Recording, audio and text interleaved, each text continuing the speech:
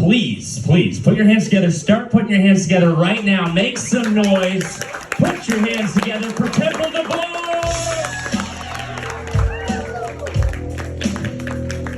Thank you, everybody. Thanks for coming to the show tonight.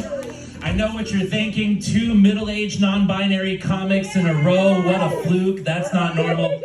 Come to Eugene and see some comedy. Every comic in Eugene is a middle-aged non-binary comic.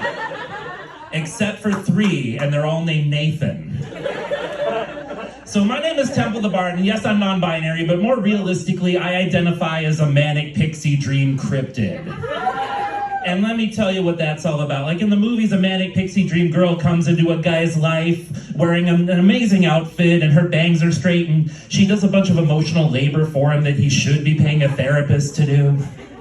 Whereas I come into a guy's life looking like this, with a 30-pack of Busch Light, and hopefully by the time we're most of the way through that 30-pack of Busch Light, he's down for doing some butt stuff.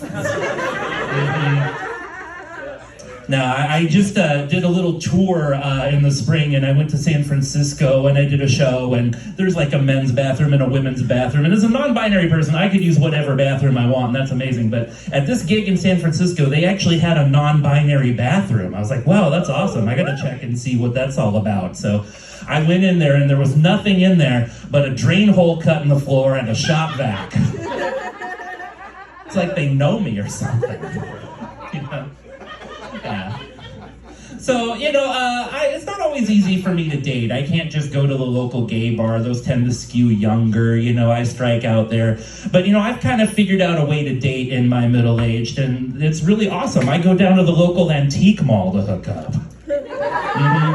So the other day I was at the antique mall giving side-eye to these barber chair Bettys, trying to convey my impeccable taste in mid-century gas station advertisements.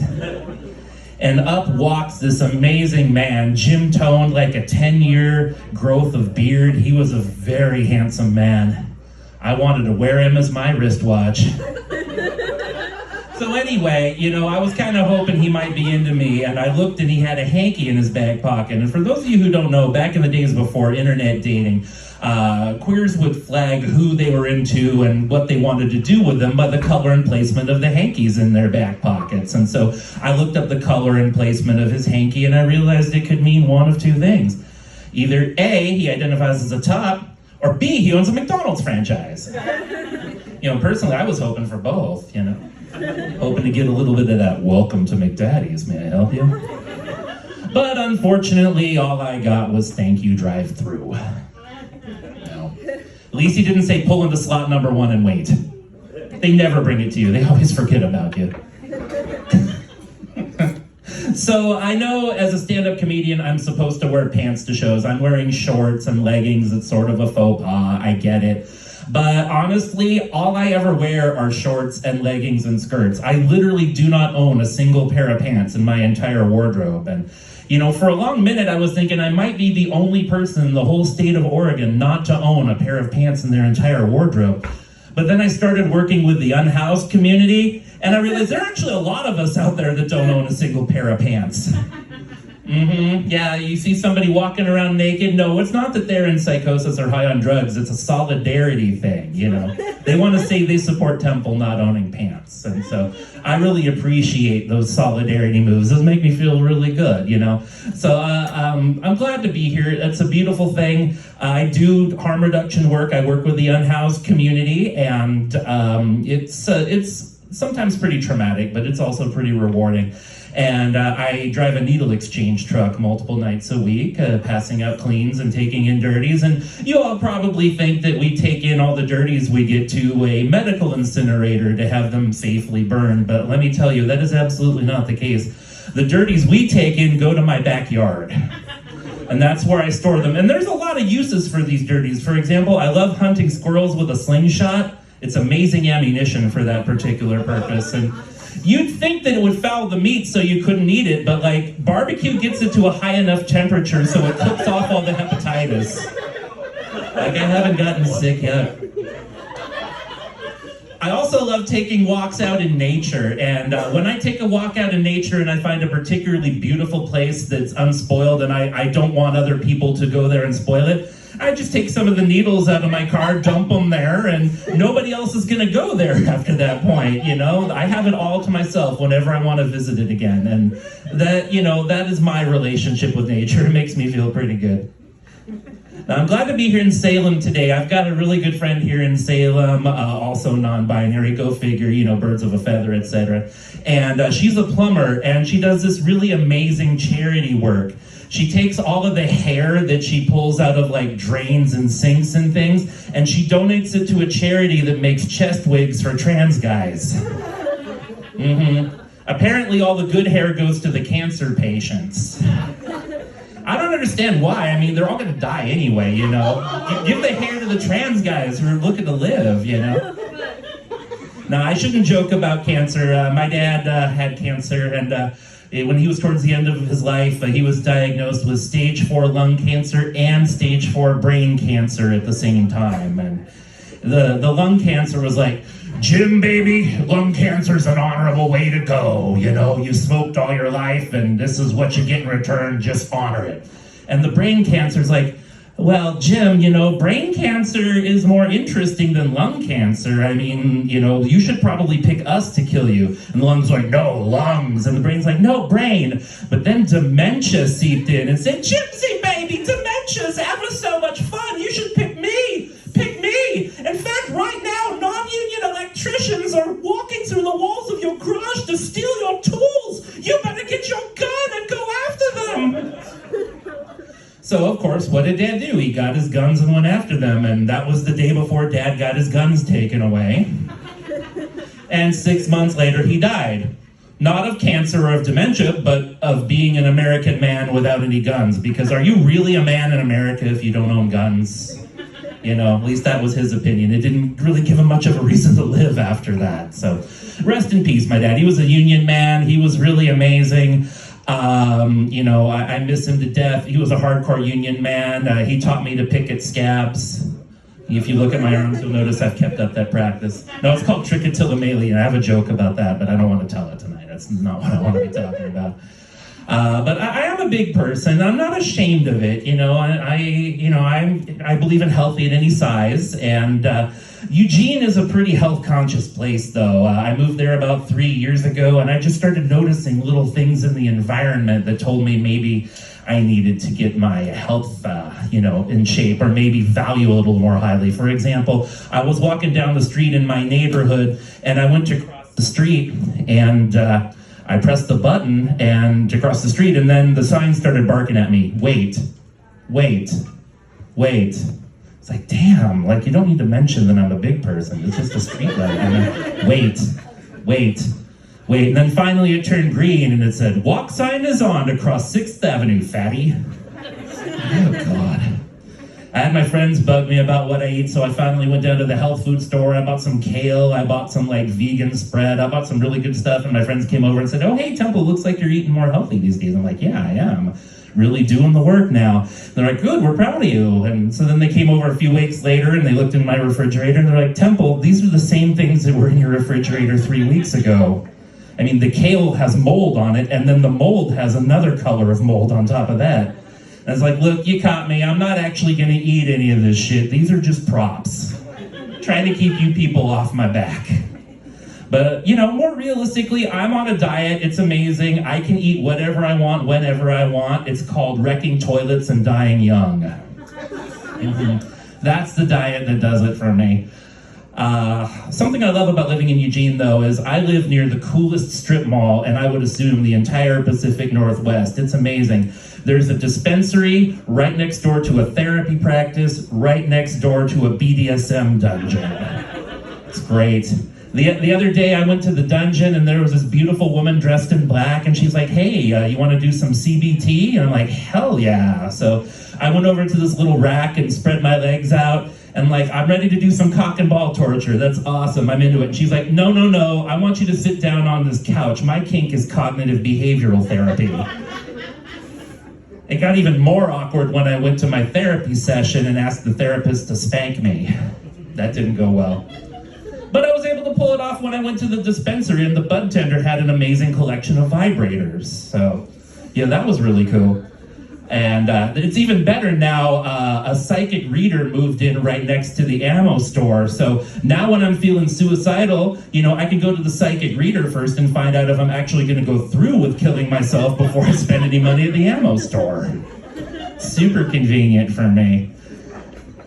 I used to be married, believe it or not. My ex-wife, good person, very good woman. We had an amicable split. We were together for quite a while. One of the things that was a struggle in our marriage, though, was she just liked to get dicked down once in a while. She just wanted that back wall bruised. She wanted to get fucked. I absolutely get it. And I could not give it to her. But I decided, I'm not the jealous type. I'm going to find a way to give it to you. So I went where anybody goes when they're looking for, a reasonable man to fuck their wife. And that, of course, was deviantart.com.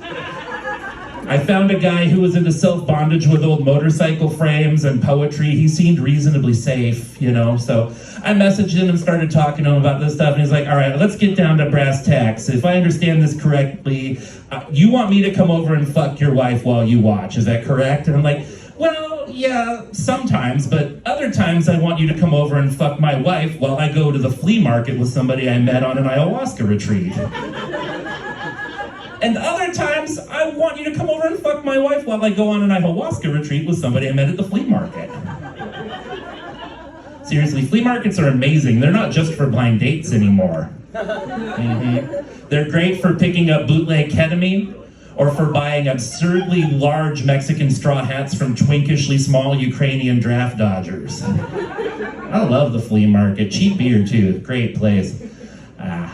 But anyway, my wife and I have broken up, and I kind of find that, I found that, my wife had a way she wanted to make love, and I found that there's a way I want to make love. And let me tell you a little bit about it, just in case any of you out there are crushing on me and you want to hit on me after the show.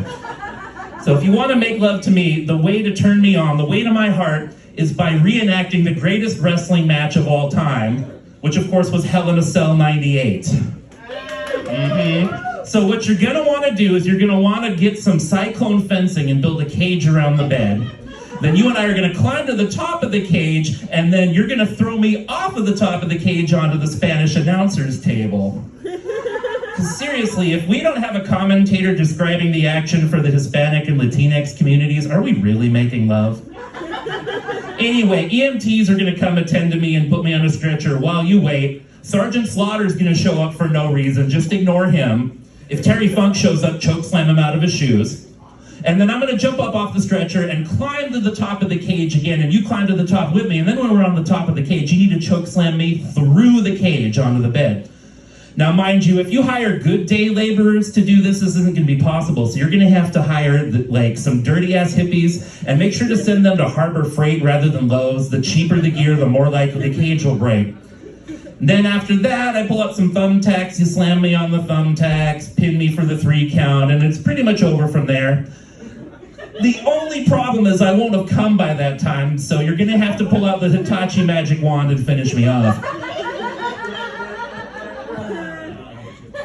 And then I will be a happy camper until the refractory period's over, and then we'll do it all over again.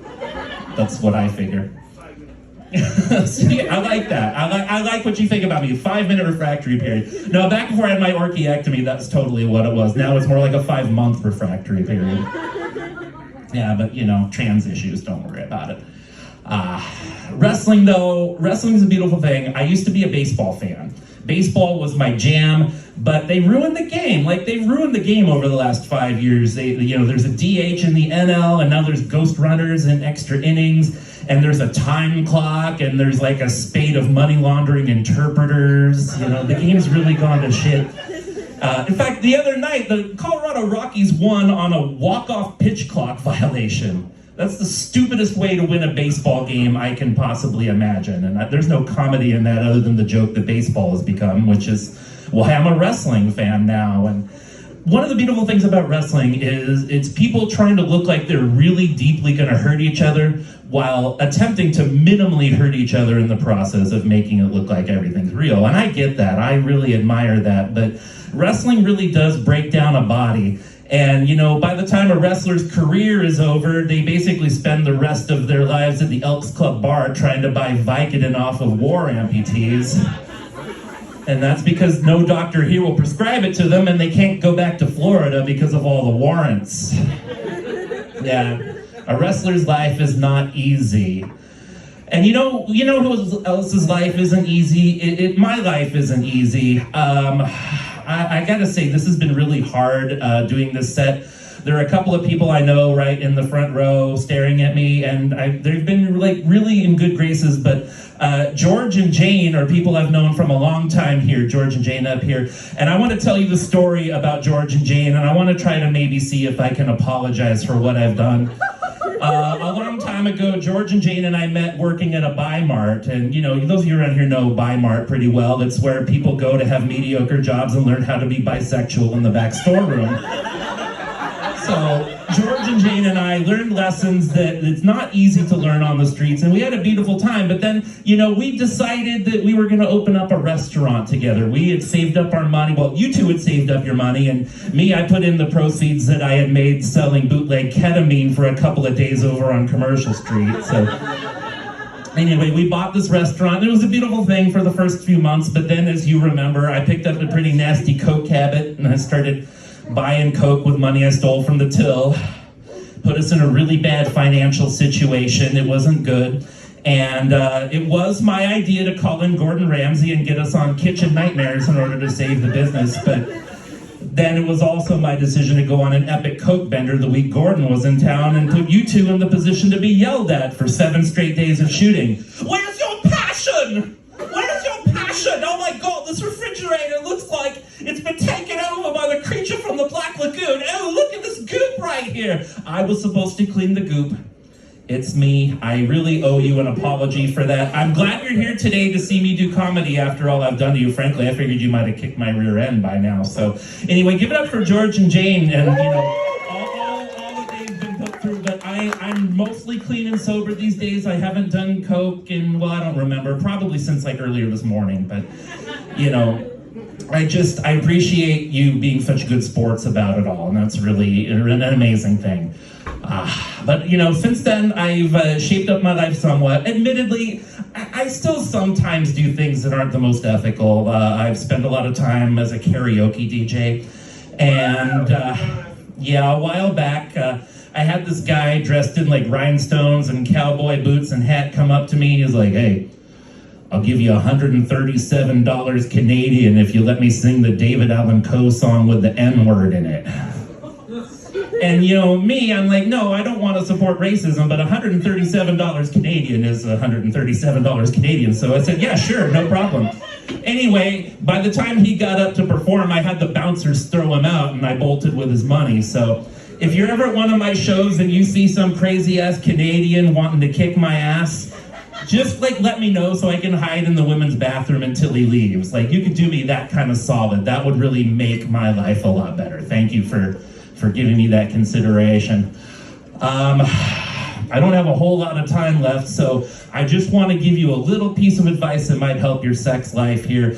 You might assume that, as a comedian, I'm into chuckle fuckers, people who want to fuck comedians, and, yes, I am, it's true, but I'm really more into knuckle fuckers than chuckle fuckers, and fist fucking is kind of like the most awesome thing in the world. And those of you who maybe not be into anal fist fucking might not know that the main thing that getting in the way of it isn't finding a willing partner or stretching the asshole. It's lube affordability. In order to get enough lube to have a good anal fist fucking session, if you go to the porn shop for that, that's like $100 worth. That's brutal. Who can afford that? So I just want to give you this piece of advice. I should probably say when you get into anal fist fucking, because if you do as much coke as I've done, you're going to get to it eventually. What you're going to do is go down to the veterinary supply store and get the powdered lube that the farmers use to help their mares deliver foals. It's awesome. You just put it in a 5-gallon bucket, mixed in some distilled water, put the grout attachment on your drill, add a little bit of essential oil. It's shelf stable for up to 6 months. You can have so many sessions for pennies on the dollar. You'll be thanking me for the savings after even the first session. And that way, because people don't use enough lube when they have sex. Once you have industrial quantities of lube, you can start doing amazing positions like the 3-car garage, the chocolate wristwatch, the young Sheldon. And my personal favorite, hide the hot dog. So, like I've been saying, because this whole comedy set has just been me trying to get laid after the show, if you want to play hide the hot dog, I'm stretched out, I've got a packet of J-Lube in the car. Hit me up after the show. But right now, thank you. Right now, what I want you to do is I want you to give a really big round of applause to your fabulous, amazing host, Tony Meyer.